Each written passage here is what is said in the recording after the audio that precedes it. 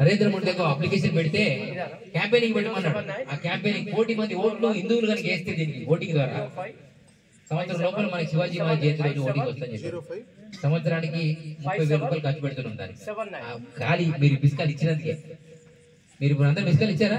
Vote for జయంతి అని వచ్చింది. అట్లా మీరు మీ కార్యక్రమాలు మీ చుట్టాలలో అదే నంబర్ సేవ్ చేసుకొని మీరు బిస్కాలు ఇప్పియండి. మనకు ఇప్పటికీ 1,00,000 ఓట్లు అయిపోయినాయి. ఇంకా మన కుంభమేళాలు అయితే అన్ని ఇవే పని, నా పని ఇదే చేసిన. మీరు అలా చేస్తే త్వరలో శివాజీ జయంతి సందర్భంగా మనకు హాలిడే వస్తుంది. శివరాత్రికి హాలిడే ఉంది, రామునికి హాలిడే ఉంది. దేశం ధర్మం కోసం బతికిన శివాజీ మహారాజ్, సంభాజీ మహారాజు తల కోసి గుమ్మాన్ని కట్టారు. తన భార్యను చిత్రవది చంపారు, అతన్ని కూడా చంపారు. ఆలోచన చేసుకోండి. అతని వ్యక్తి రోజు మనకు జయంతి ఉంటే అతని కార్యక్రమాలు మనం బాగా చేయొచ్చు అనే ఉద్దేశంతో చెప్పిన. ఇకపోతే ఆ నంబర్ అయిపోయిందా? నా నంబర్ కూడా మీకు కావాలని ఉంటుందా లేదా? కానీ నాకు ఫోన్ చేయొద్దు, మెసేజ్లోకి రావాలి, మీ పేరుతో సహా చెప్పాలి. ఫోన్ వస్తే ఛార్జింగ్ అయిపోతుంది. 90302626 9030 తెలుగులో చెప్తా, తెలుగు కొట్టనా? 9030264847 మీరు తురంత్ అంటే వెంటనే వాట్సాప్లోకి వచ్చేయండి. వాట్సాప్లోకి వచ్చి మీ ఫోటో నాకు పెట్టండి, నా ఫోటో తీసి మీరు పెట్టుకోండి.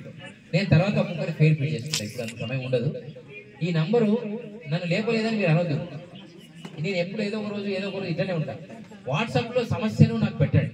అది ఏ సమస్య అయినా సరే, అది పెళ్లి సమస్య, సంతానం సమస్య, జాబ్ సమస్య, లేకపోతే ఆరోగ్య సమస్య, లేదా భక్తి తత్వం ఏదైనా ఉంటే వాట్సాప్లో పెట్టండి. మెసేజ్లా వాయిస్ మెసేజ్ పెట్టండి, లేదా టైప్ చేసి పెట్టండి. నా సమయ సందర్భాన్ని బట్టి మీకు నేను స్పందించి నేను ఇవ్వగలుగుతా. మీరు అనేదా భావించగలరు. ఎందుకంటే చాలా మంది స్వామీజీలు నంబర్ ఇస్తారు, ఫోన్ లేపరండి అంటారు. అంతే కదా? ఏ స్వామీజీ ఫోన్ లేపరు. కారణం ఏమిటంటే నేను దేశవ్యాప్తంగా పనిచేస్తున్నాను. అండర్ యోగి అండర్లో ఉన్నాను. నేను బహిరంగంగా వచ్చి మీటింగ్లో చెప్పడానికి లేదు. నాకు పెద్ద యోగి మీటింగ్కి వెళ్ళిన ఎందుకు లేదు అంటే చిన్న వాళ్ళు నేను మార్చాలనుకుంటున్నాను. ఇప్పుడు నేను వెళ్ళి నారా చంద్రబాబు నాయుడు చెప్తే మారుతాడు ఆయన?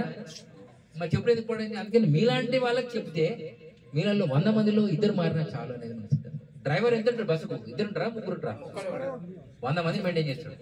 అట్లా మీరు ఒక్కొక్కరు 100 మందిని మెయింటైన్ చేసేటువంటి డ్రైవర్లుగా, శివభక్తులుగా మారితే ఈ చౌటుప్పల్లో వచ్చే సంవత్సరం ఇక్కడ నేను 1000 మందిని చూడదలుచుకున్నాను. 1000 మంది శివభక్తులే ఉండాలి.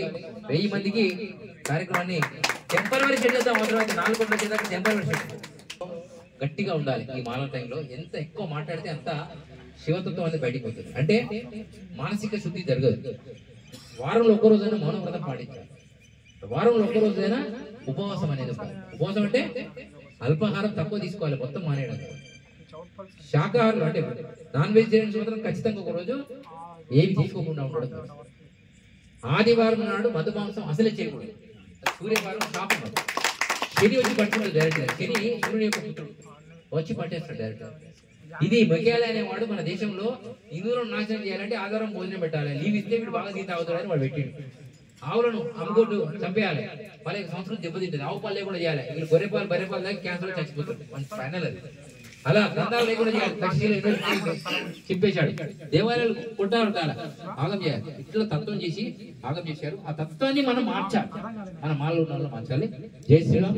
భారత మాతకి జై. హర హర మహాదేవ్. జై శ్రీరామ్.